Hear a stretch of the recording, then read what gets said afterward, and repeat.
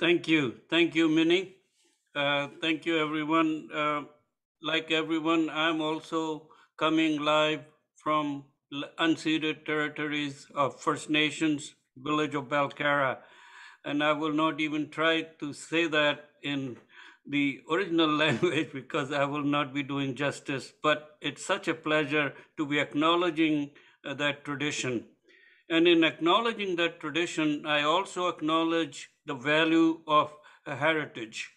And today we are really acknowledging the heritage of two great nations, both ancient civilizations and First Nations, and bring that kind of history to Canada.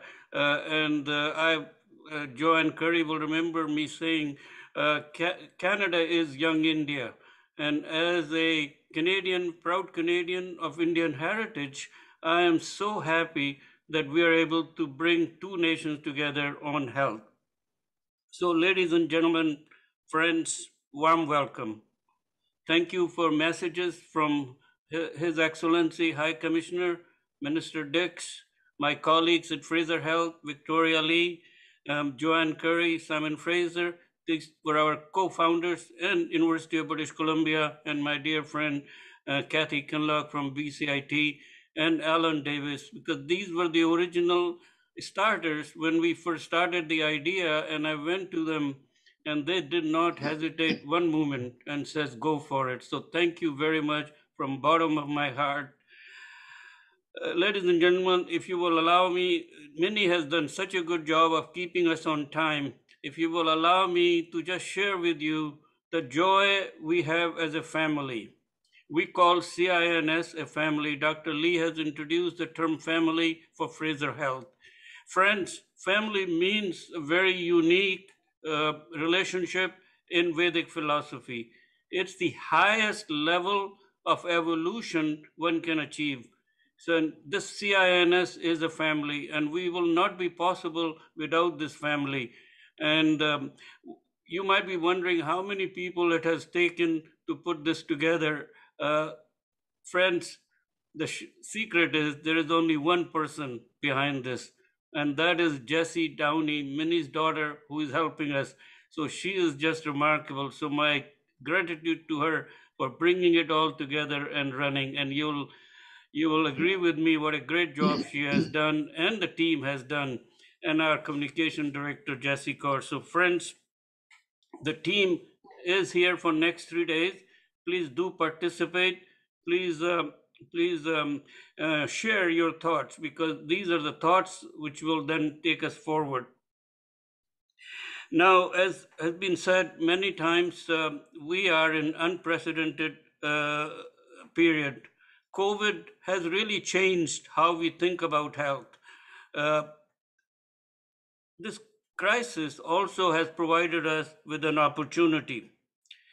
This crisis has also shown some of the real critical, important gaps which exist in our system, and especially gaps related to equity, especially the gaps related to how culture plays a big role in healing.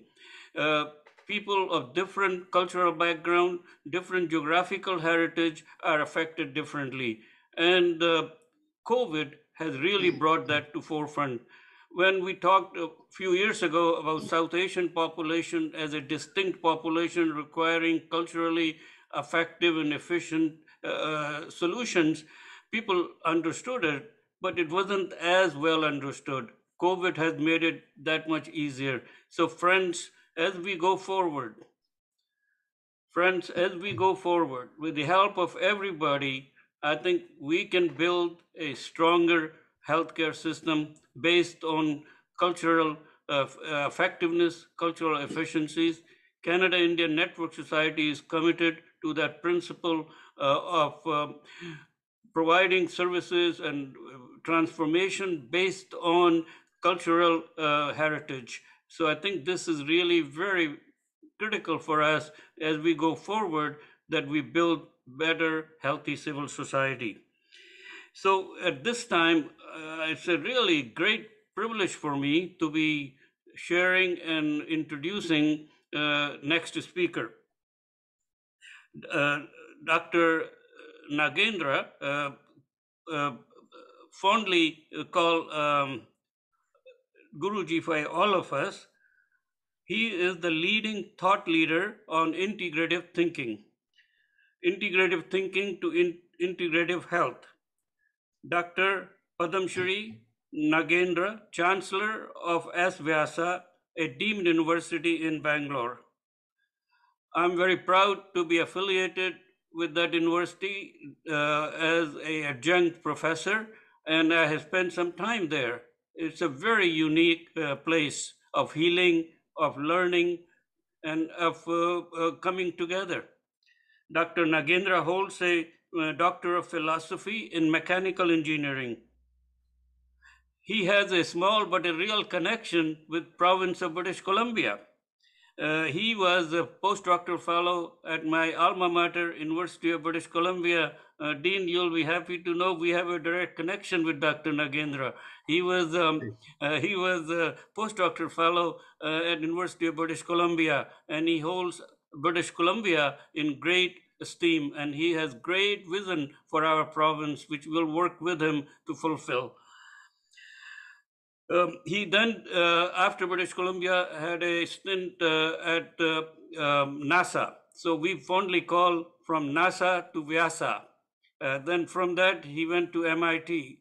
Then the call of his Janam Bhumi took him back to India. There, with the help and in association with his sister, a fellow physician, he established what I will call a unique place of healing.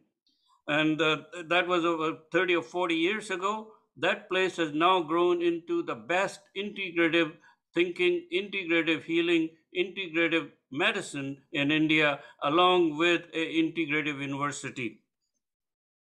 He leads that program, and he also has not only he's working in that university, he's thinking how yoga and integrative healing can play a role in better health around the world. He conceptualized International Day of Yoga. The day we are going to be celebrating next week was conceptualized by Dr. Nagendra. And with the support and the leadership of Right Honorable Prime Minister Modi, that day has now become a global celebration declared by United Nations General Assembly as the day of celebration for healing. Dr. Nagendra is also very active in standardization and quality of yoga, and we will be discussing some of these in conversations with him. So, Guruji, warm welcome. Thanks for joining.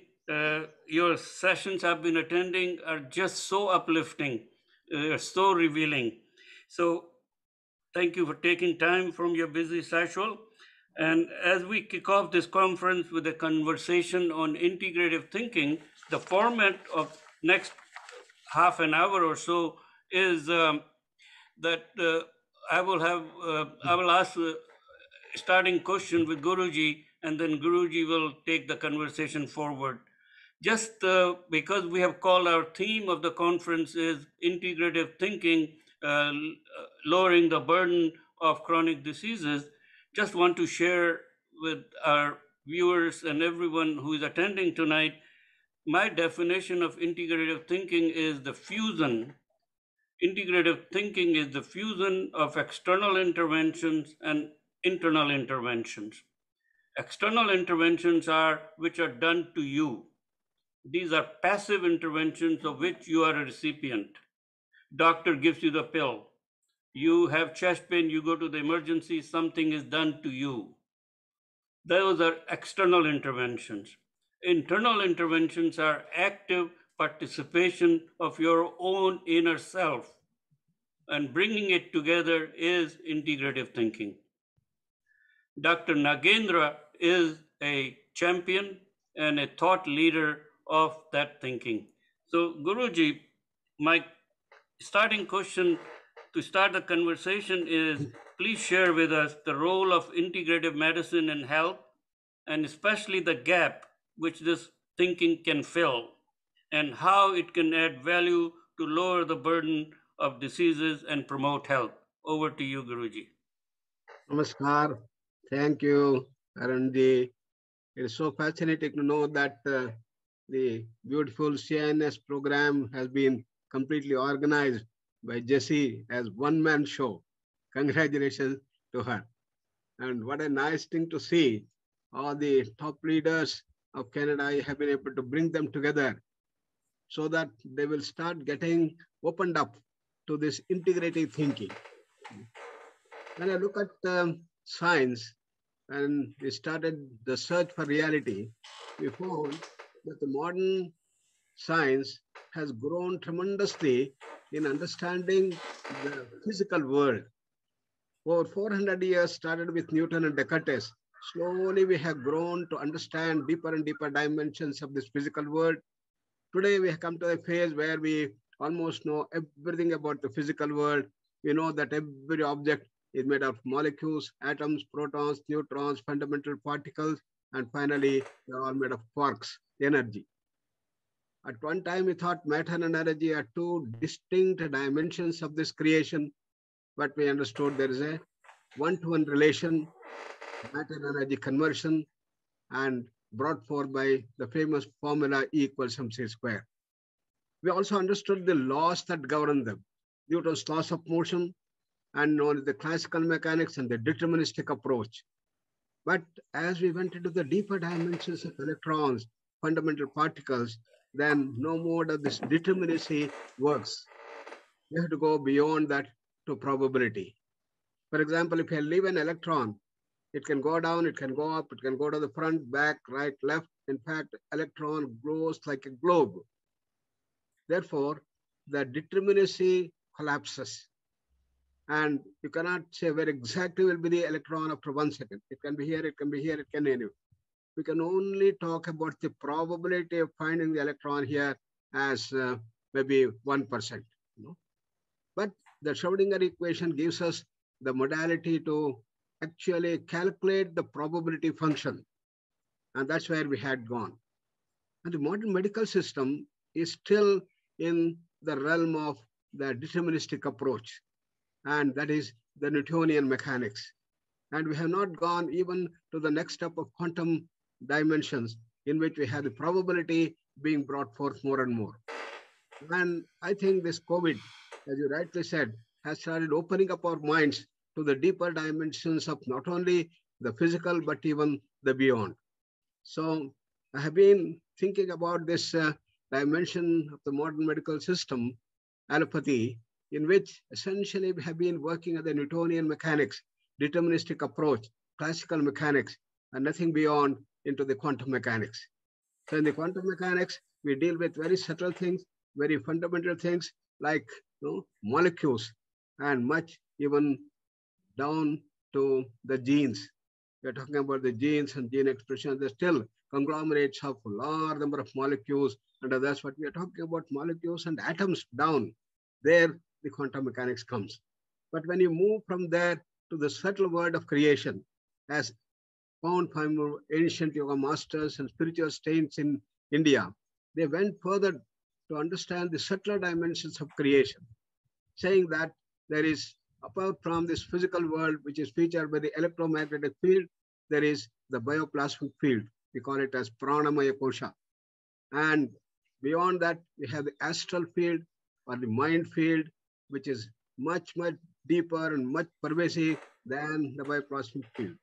Then we have the information field or the knowledge field that is much pervasive and more flexible. And finally, we have the bliss field. Therefore, there are 5 fields which make this creation.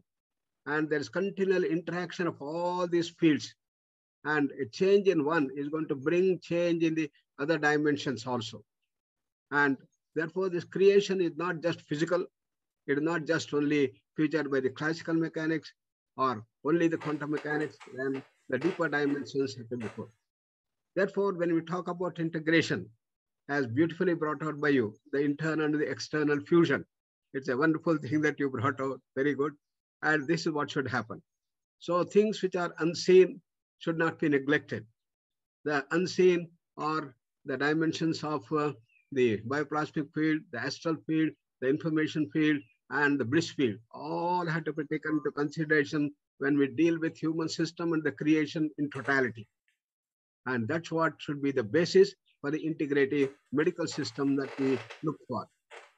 So for that, in our ancient wisdom base in India, our people developed pharmacological and non-pharmacological interventions in the totality.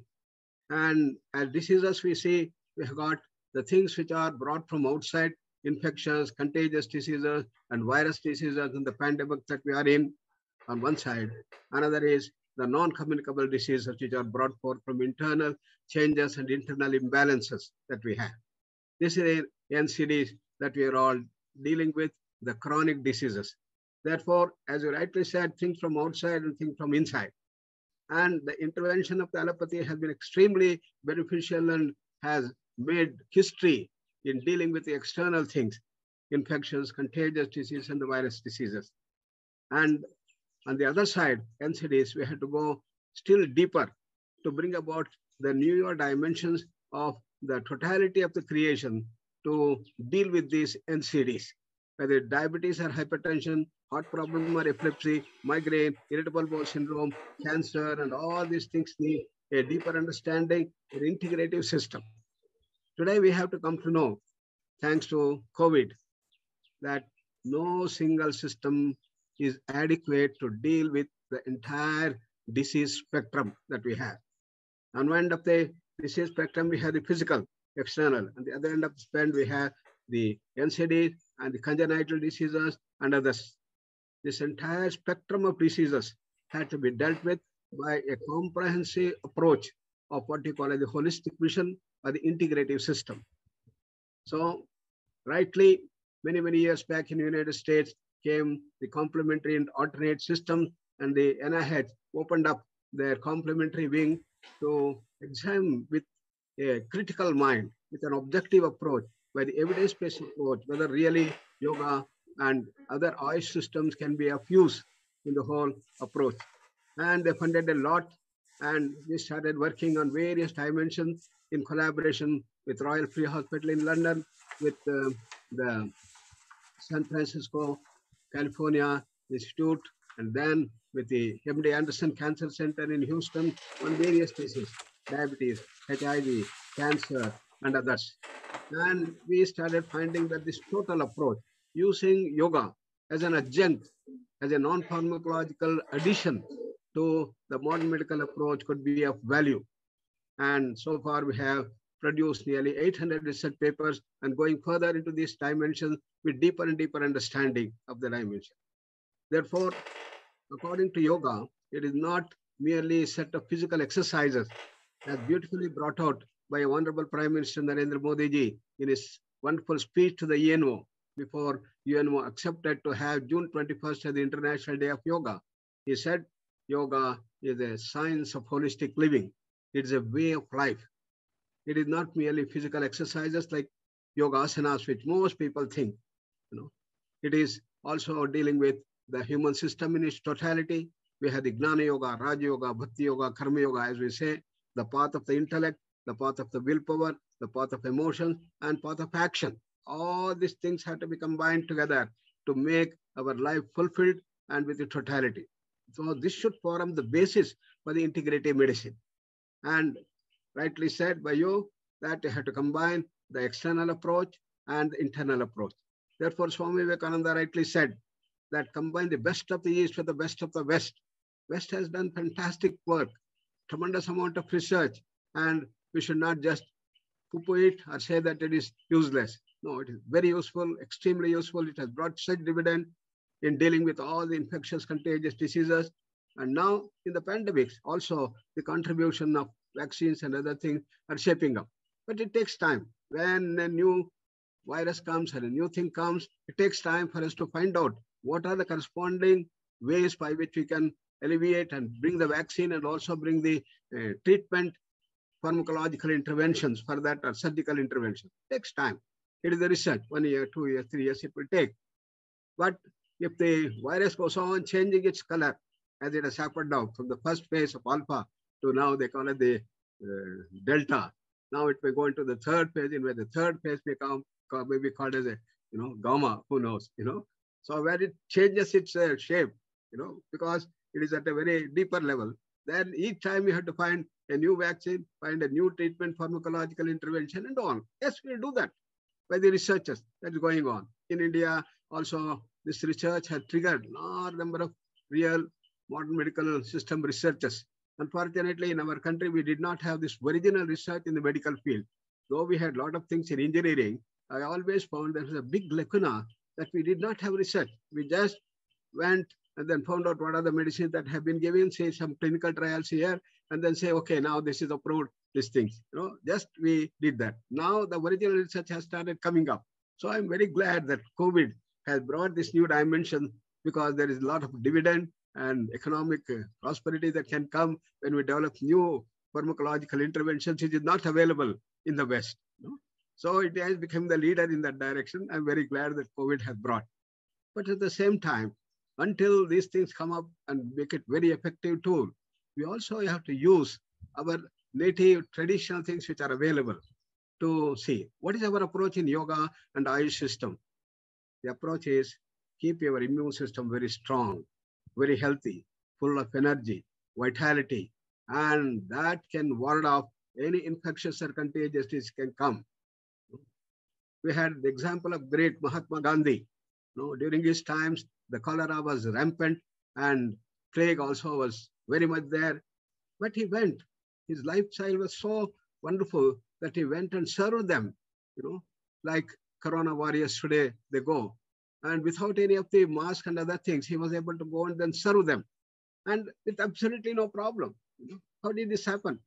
How did he not get infected when he dealt with thousands of people, going down to the houses and dealing with them and taking care of them? It's all because he had a wonderful immune system. And that strong immune system was made possible by continued lifestyle intervention that he had. He had a very nice holistic lifestyle. And this is what yoga does. Ayurveda says it's a lifestyle thing. Therefore, yoga works at all levels to bring in the balance at the body level, prana level, mind level, intellectual level. It should be a balance. Samatvam yoga vichyate, as said. And balance at the autonomic nervous system level, endocrine system, and at all levels, even at the gene expressions, there should be a balance. If the balance is disturbed, then you get into the state of dis-ease.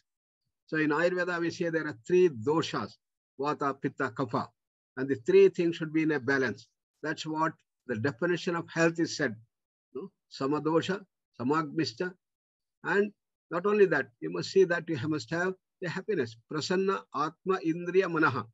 That means you must move towards the wellness, more and more wellness. You should move from the normal thing to have promotion of positive health and go to the higher dimensions of greater and greater health, move towards the perfect health. That's the dimension of things which have been mentioned by WHO also. As you all know, it is not absence of an infirmity or a disease, but it is a state of well-being at the physical, mental, social, and the spiritual levels. And we have to grow continuously. That should be the objective of healthcare delivery system, and not merely to treat only disease. We should not become sick and try to treat them. We must prevent diseases, promote positive health. For that, the entire healthcare delivery system should change their mindset and spend a lot of money for this thing. This is what I have been pleading in India in the Planning Commission, and said, we say prevention is better than cure, but how much fund you are allotting? Less than 1% of the health budget. All countries, should we not provide more of that? Now, COVID has started bringing.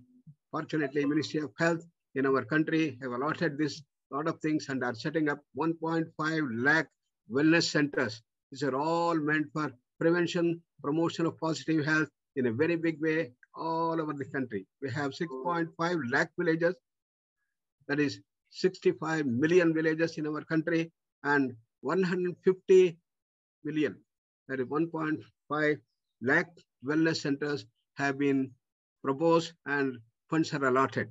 And it comes to almost more than about 20 to 25% of the budget of the health. This is the direction we have to take all over the world.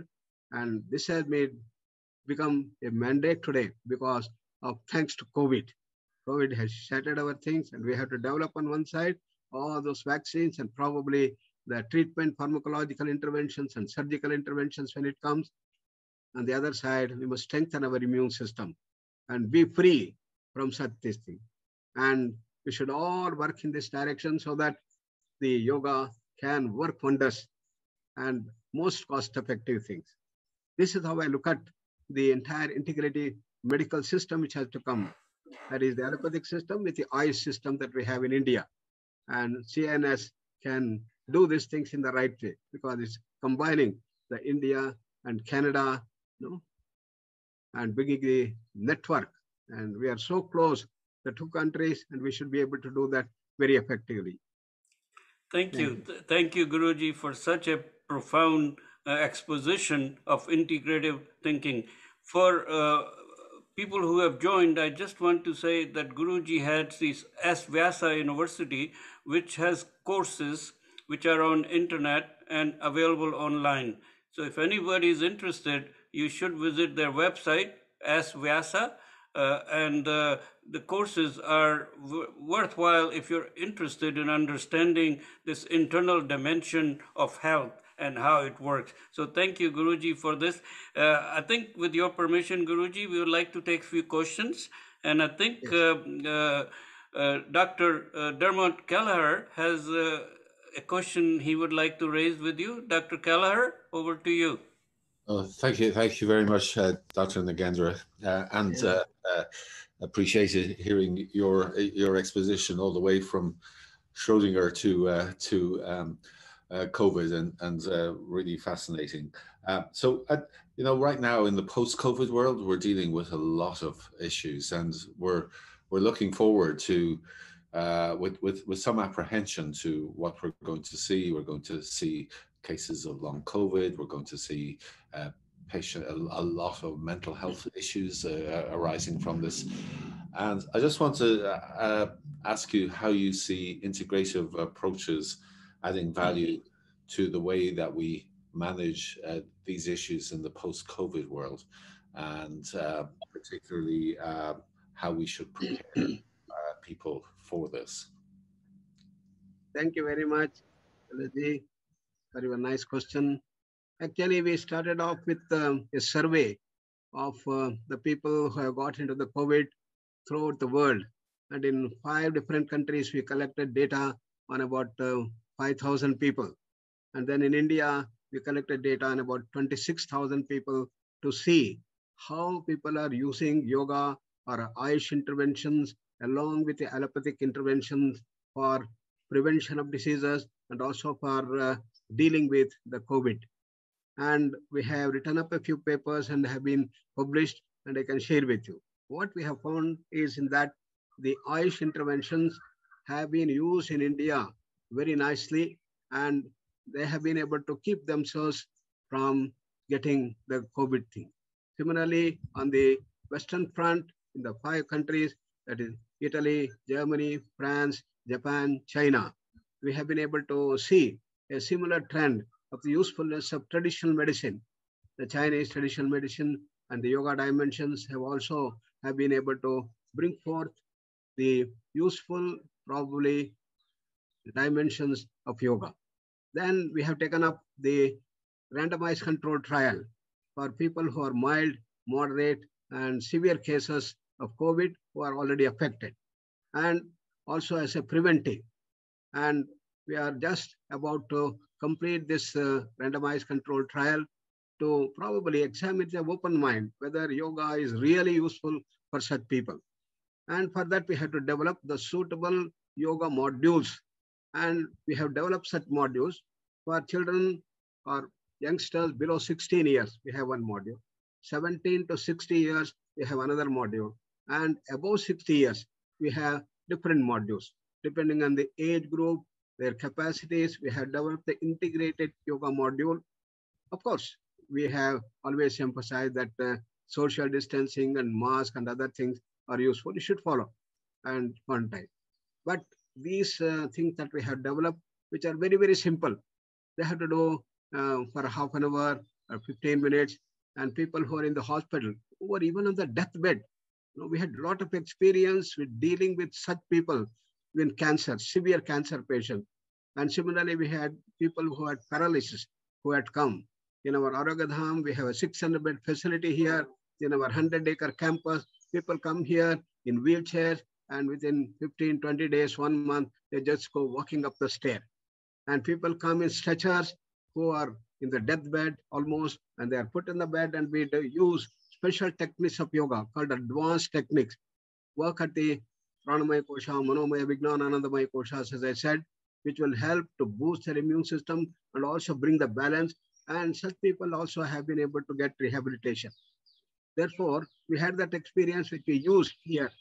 So many of our friends from Italy, from UK, and India, of course, a lot of such people have been able to come out of their death spell. And I can share some of the things with you. And therefore, we found it's very, very useful. And therefore, we requested the Ministry of Health and Family Welfare and also Ministry of Ayush to bring this as a important adjuvant component to the existing modality of treatment in the hospitals. And both the ministries have approved that, and now it is coming into the hospitals as an adjunct. Without losing the advantage of whatever allopathic system has provided, we should also bring in the dimensions of yoga, then the Ayurveda, special drinks and other things has to be put forth. So this is what we want to promote. And with the vigorous experimentation going on, the research going on in this field, with the RCT trials and probably in Ayurveda, some of the double-blind studies also are being conducted in India by various Ayurveda institutions supported by Ministry of Ayush. We'll be able to bring forth the better approach and understanding of this thing as to how immune system can deal with these different viruses.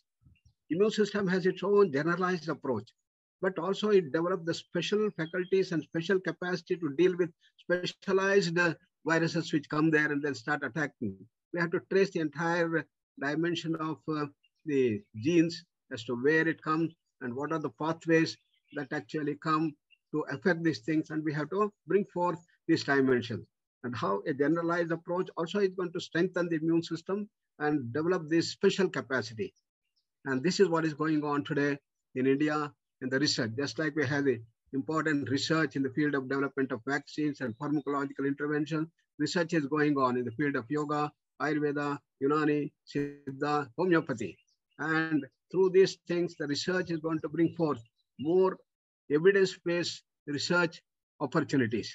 And the Niti Aayog, which is the Planning Commission, now has set up a wing to bring about the integrative medical system, examining all the best of the integrative medical system that is there in the world and the components that are there. We are trying to bring them together so that we will have a very unique approach for the integrative medical system.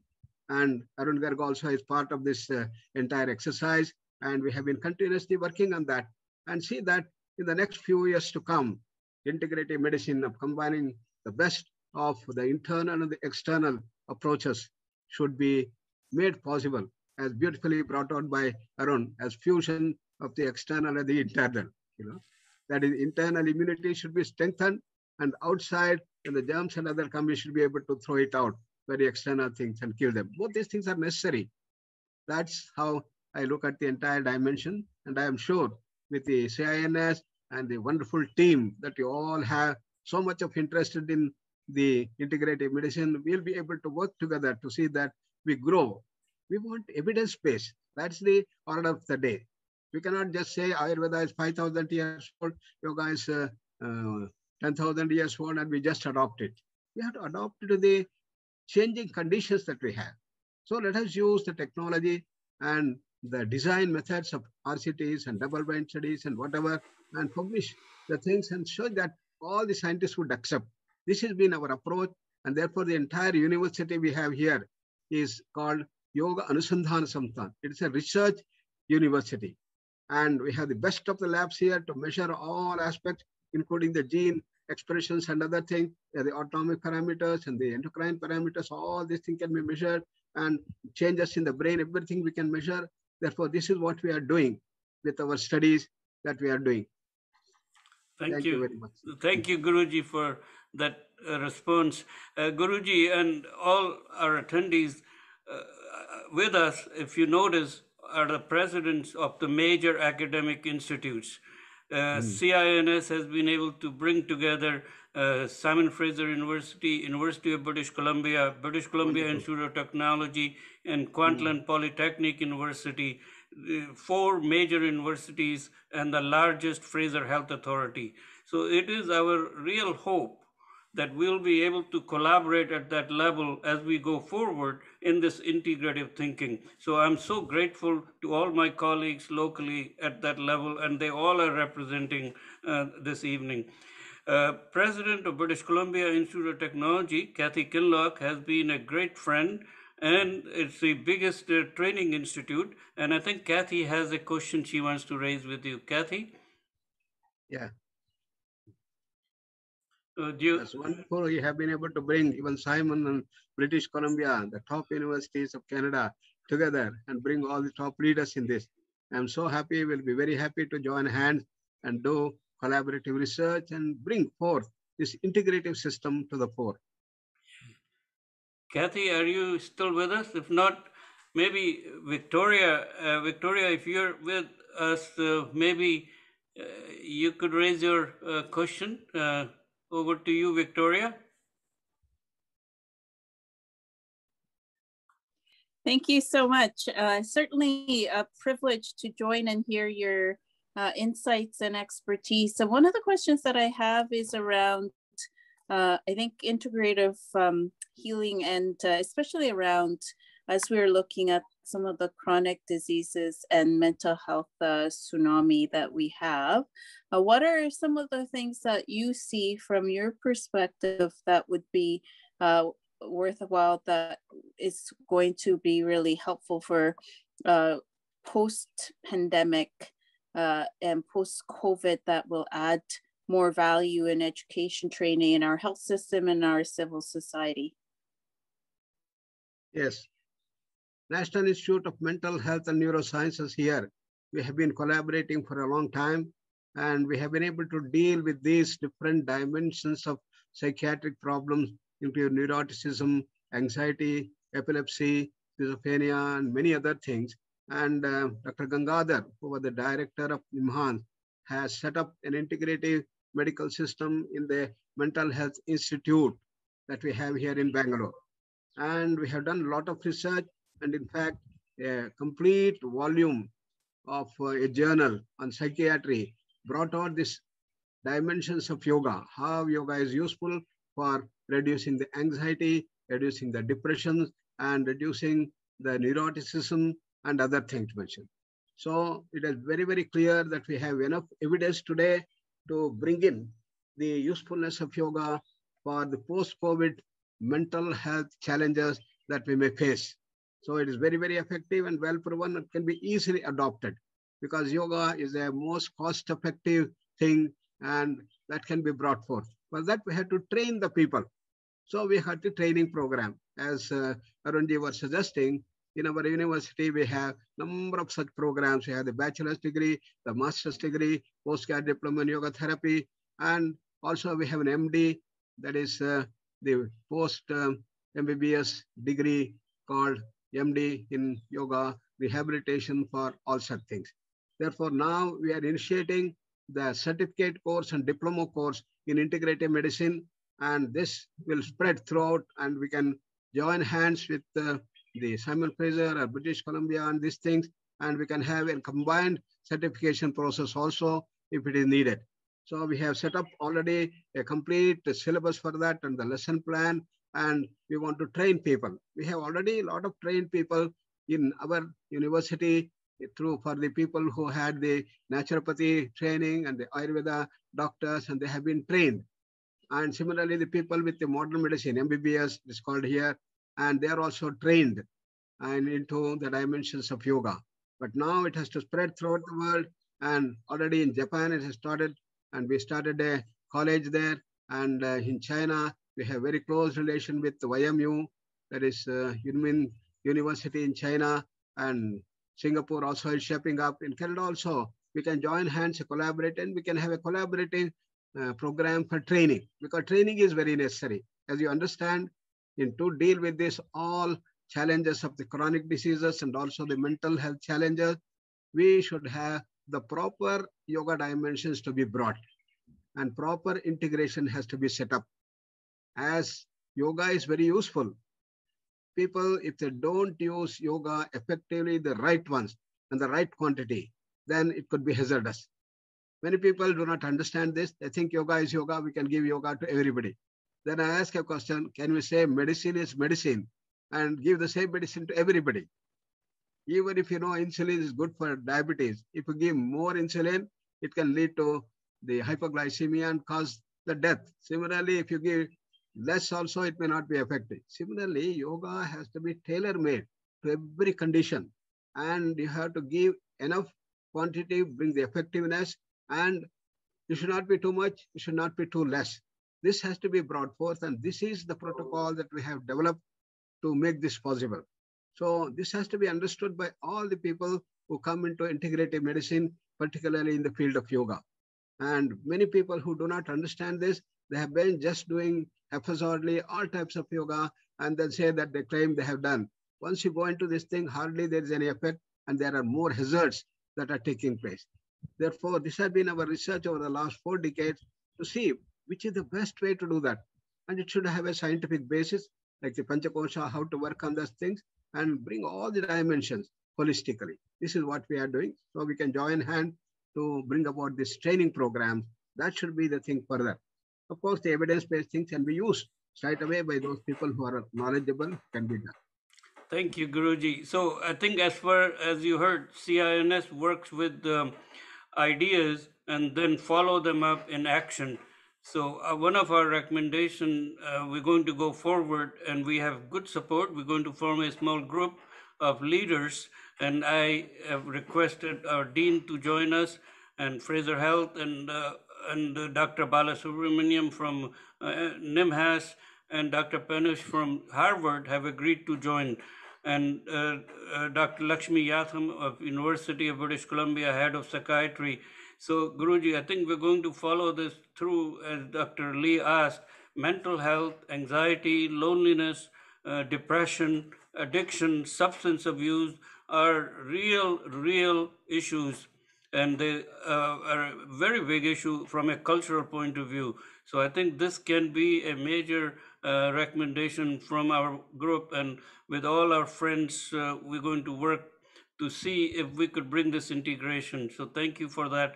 I don't think Kathy is with us, but we are also joined by Norma Blim, who is CEO of startup biomarker producer, and they're very interested in this self-management and internal interventions. So I think she has a question. Norma, do you want to raise your question? Yes, thank you. Thank you very much for organizing this. It's a pleasure. I just love this topic.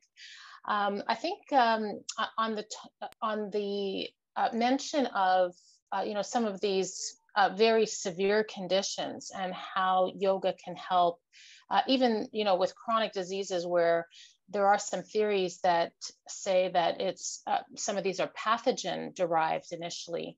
I'm wondering, do you feel that you could never be too far gone in terms of whether it's pathogenic load, whether it's extent of disease?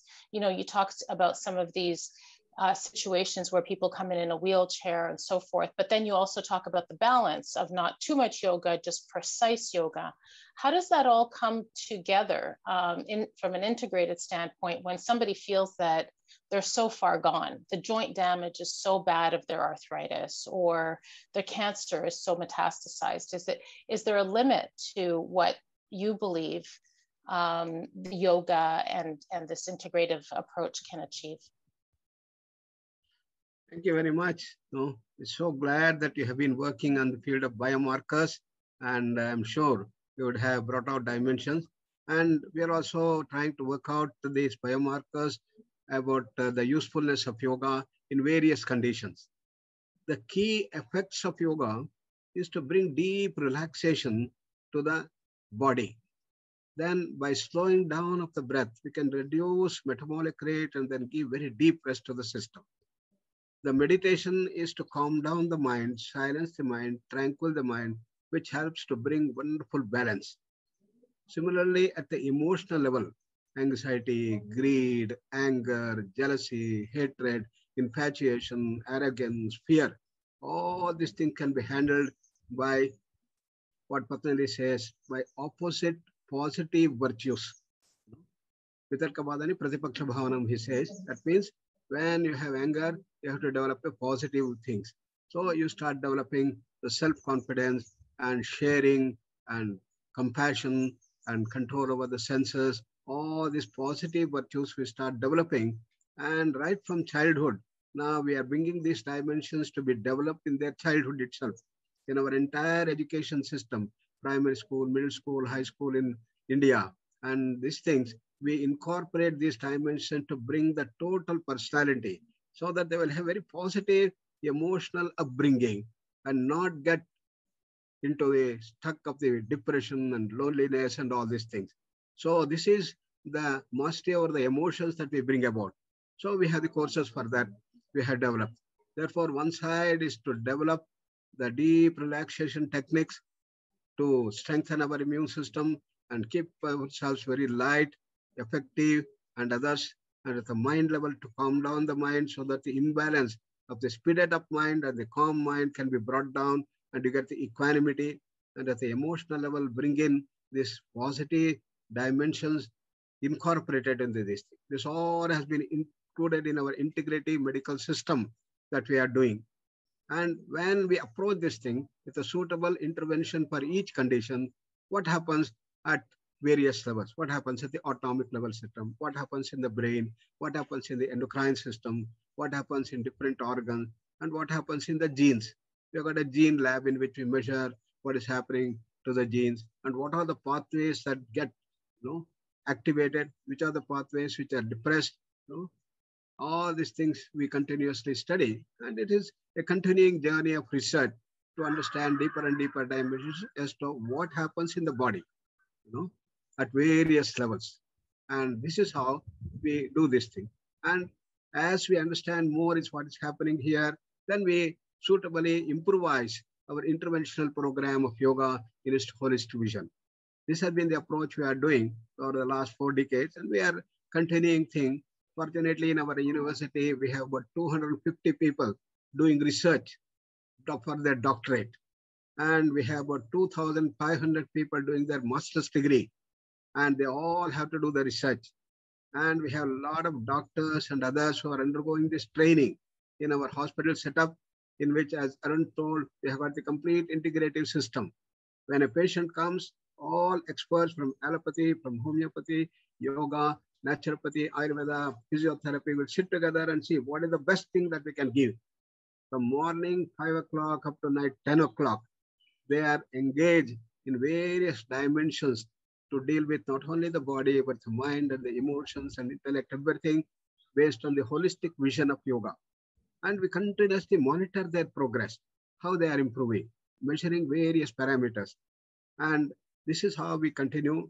And with RCT trials and also in Ayurveda, some of the double-blind studies, we are trying to find out the usefulness to most of these conditions. So we'll be very happy that we can work together developing these biomarkers and also the pathways which are deep down, which are coming up. And also we are planning to go even to the epigenetics as to how this can be brought, and what to call in yoga as the prana. We have to measure them and see how this comes up. These are some of the thoughts that are coming up, and we are moving in that direction. We'll be happy to join hands. Thank you, Guruji. I think it's not too far to say that British Columbia is the leading champion. It's really the hub where technology and the holistic approach can be brought together.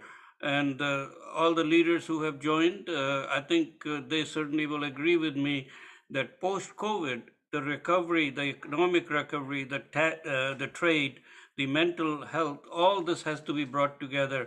And I think places where we can collaborate, we must collaborate. And certainly Canada India Network Society is committed and dedicated to bring the right people together. So Guruji, so thank you very much. And tomorrow morning we'll really be hearing further in detail from the Pro Vice Chancellor and Director of Research from Vyasa University, Dr. Manjunath.